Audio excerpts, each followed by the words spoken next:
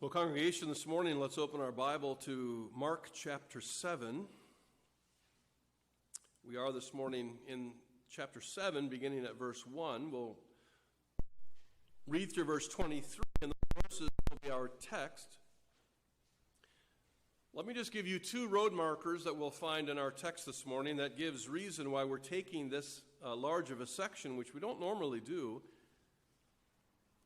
You'll notice verses 1 through 8 are what we will find as the first section of our sermon, point number 1, because this is the question, the quandary that comes to the Lord in regards to how the Pharisees respond to what the Lord's disciples do.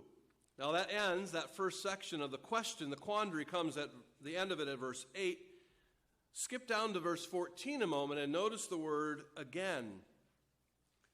So verses 14 to 23 constitute the actual technical answer of the Lord to the quandary set before him by the Pharisees in verses 1 through 8. And then you might wonder, well, what then are verses 9 through 13? They deal with an illustration of the problem, the spiritual problem that the Pharisees refused to wrestle with.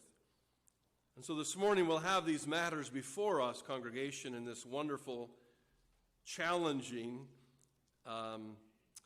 illuminating section of the Word of God, beginning in Mark chapter 7.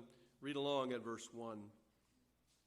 The Pharisees and some of the teachers of the law who had come from Jerusalem gathered around Jesus and saw some of his disciples eating food with hands that were unclean, that is, unwashed.